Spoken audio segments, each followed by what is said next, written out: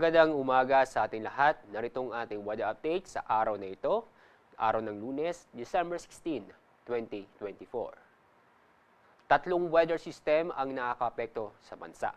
Amihan o Northeast Monsoon, Shear Line, at Intertropical Convergence Zone o ITCZ.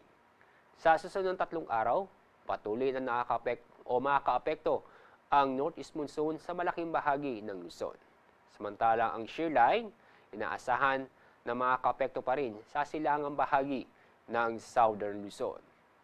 Ang Intertropical Convergence Zone o ITCZ, sa ngayon naapektuhan ang Mindanao, pero sa mga susunod ng araw, maapekto na rin ang bahagi ng Visayas. Kasalukuyan, wala po tayong binabantayan o walang LPA o bagyo sa loob ng ating Philippine Area of Responsibility at ganoon din sa Dagat Pasipiko. Sa ating magiging lagay na panahon ngayong araw, magiging maulap ang kalangitan na may mga pag-ulan sa Cagayan Valley, Cordillera at Aurora.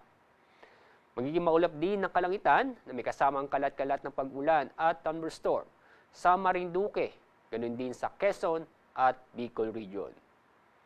Sa lalabing bahagi ng Luzon kasama ang Metro Manila ay magiging maganda at maliwas sa panahon ngayong araw. Pero may tsansa pa rin ng mga isolated na mahihinang pag-ulan. Dako tayo sa Visayas at sa Mindanao.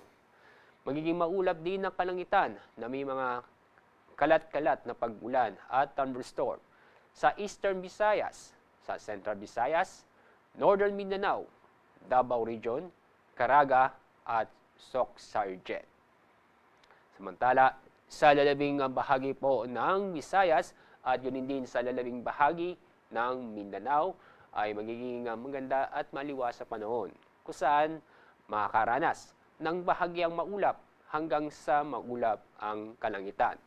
Maliban sa mga isolated na pag-ulan, dulot ng thunderstorm.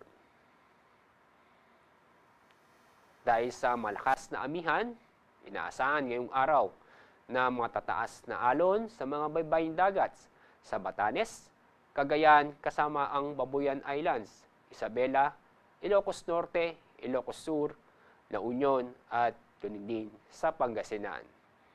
Dahil sa inaasahan na matataas na alon kung saan naaabot ng halos 5 metro.